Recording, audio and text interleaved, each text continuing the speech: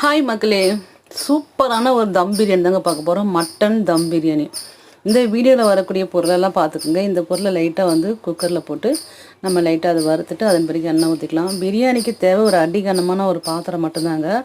இது எந்த ஒரு பொருளும் சாதாரண ஒரு தட்டு வச்சு தான் தம்மு கொடுக்க போகிறோம். நீங்கள் இந்த வீடியோவை கடைசி வரைக்கும் பாருங்கள்.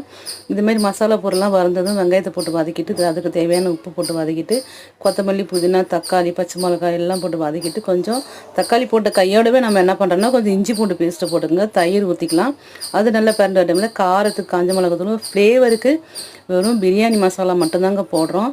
இது நீங்கள் பார்த்தீங்கன்னாலே நல்லா தெரியும். கறி வேக வச்ச தண்ணி நம்ம ஆட் பண்ணிக்கலாம். அது நல்லா குழஞ்சி வந்தது. ஒரு டம்ளர் அரிசிக்கு 1.5 டம்ளர் தண்ணி தான். அந்த ரேஞ்சு நம்ம தண்ணி ஊற்றிட்டு தண்ணி கொதித்த கையோடைய அரிசியும் நம்ம வேக வச்ச மட்டனையும் நம்ம சேர்த்து ஆட் பண்ணிக்கலாம்.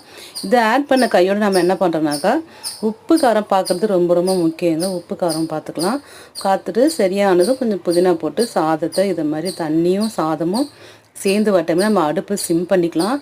இந்த சாதம் கொதிக்கும் போதே நம்ம என்ன பண்ணுறோம்னாக்கா அடுப்பு சிம் பண்ணிட்டு கொஞ்சம் லோ ஃப்ளேமில் தான் இந்த சாதத்தை வந்து இந்த பிரியாணி வந்து நம்ம குக் பண்ணணும். அப்போ தான் வந்து இந்த மாதிரி வந்து சாதம் உடையாத சூப்பராக வரும். அரிசியும் இந்த தண்ணியும் சேர்ந்து அப்படி வர டைமில் நம்ம என்ன பண்ணுறோன்னா ஃபுட் கலர் ஆட் பண்ணிக்கலாம். புதினா, கொத்தமல்லி போட்டுட்டு அதுக்கப்புறம் ஃபுட் கலர் ஒரு அரை எலுமிச்சம்பழம் சாறில் வந்து ஃபுட் கலர் நம்ம ஆட் பண்ணி தேவைன்னா சேர்த்துக்குங்க, இல்லைனா வெறும் எலுமிச்சம்பழமே போதும்.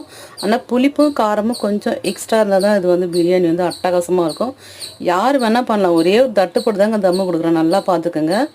இதை வந்து எல்லாம் பண்ணிவிட்டு நம்ம ஒரு 10 நிமிஷம் அப்படியே விட்டுட்டு நம்ம தம்மு கொடுத்துட்டு நம்ம எடுத்து பார்த்தோம்னா அருமையான அட்டகாசமான ஒரு மட்டன் பிரியாணி ரெடிங்க. ட்ரை பண்ணி பாருங்கள் மக்களே, சூப்பராக இருக்கும்.